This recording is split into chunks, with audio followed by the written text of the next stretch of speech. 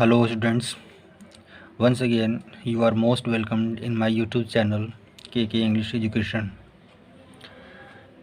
In this video I am going to explain the chapter The Passing Away of Bapu Unit 2.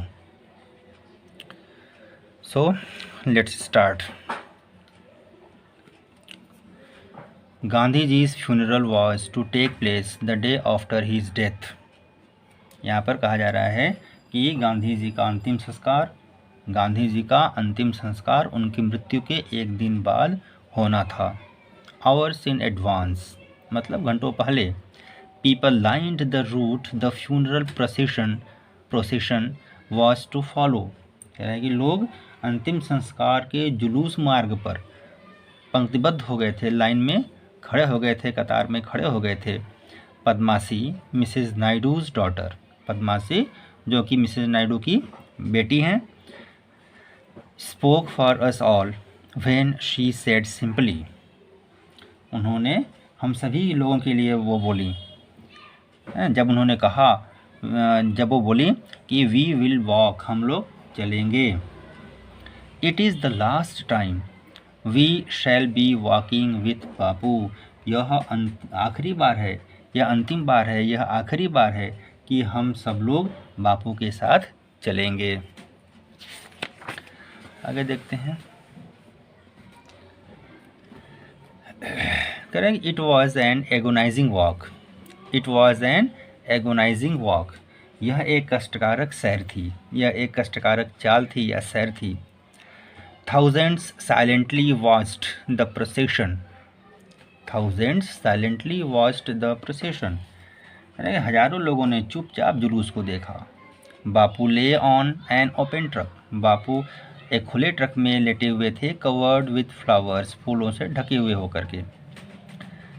Thousands of people wept, हजारों लोग रो पड़े थे। कैसे? Trying to touch बापूज feet, कह रहे कि बापू के पैरों को छूने का प्रयास करते हुए हजारों लोग रो पड़े थे।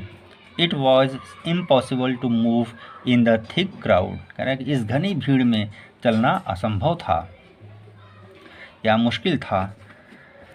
नेक्स्ट पैरा देखते हैं हम लोग।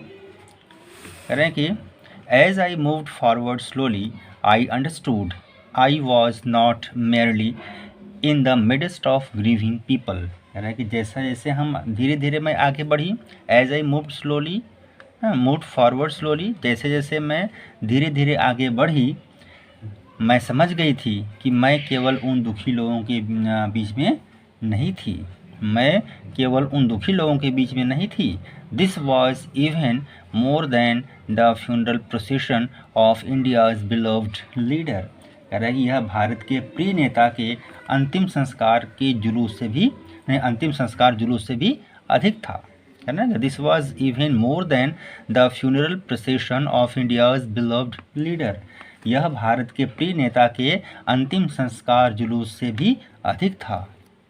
I was among people for home walking with Bapu had a special meaning, कह रहा है कि मैं उन लोगों में से थी जिनके लिए बापू के साथ चलने का एक विशेष अर्थ था।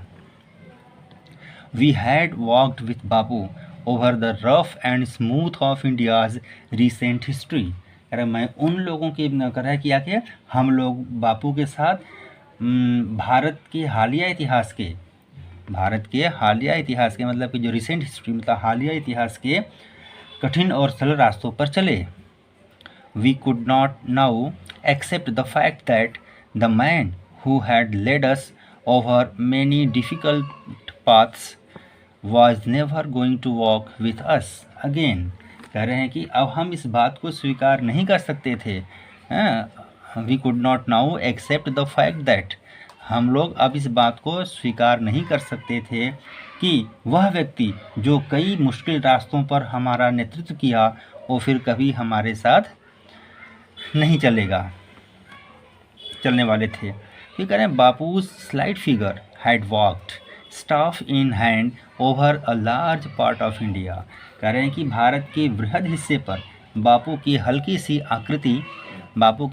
आकृति हाथ में छड़ी लिए हुए चल पड़ी थी। और आगे कह रहे हैं कि to walk is to make slow progress, चलना ही एक धीमी या चलना एक धीमी प्रगति करना है, चलना धीमी प्रगति करना है। It is to think with clarity and closely look at all that is around you from small insects to the horizon in the distance. कह रहा है कि यह स्पष्टता के साथ सोचना है और अपने आसपास जो कुछ भी है, चाहे वो छोटे कीड़ों से लेकर के दूर क्षितिज तक बारीकी से देखना है। और आगे कहा जा रहा है a moreover to walk was often the only way to open to the average Indian. आगे कह रहा है कि इसके अलावा चलने के लिए अक्सर औसत भारतीय के लिए एकमात्र रास्ता खुला था। कह रहे हैं कि इसके अलावा चलने के लिए औसत भारतीयों के लिए एकमात्र रास्ता खुला था। फिर it required no vehicle except his own body. कह रहे हैं कि उसे अपने शरीर के अलावा किसी वाहन की आवश्यकता नहीं थी। And cost him nothing but his energy, और उसकी ऊर्जा के अलावा उसे और कुछ भी खर्च नहीं करना पड़ा था। कह रहे हैं आगे कि Gandhi ji took this necessity, Gandhi ji ने इस आवश्यकता को लिया। As he took much that was commonplace and transferred it into a joyful effort, और जैसा कि उन्होंने बहुत कुछ लिया जो सामान्य था और इसे एक आनंदमय प्रयास में उन्होंने बदल दिया।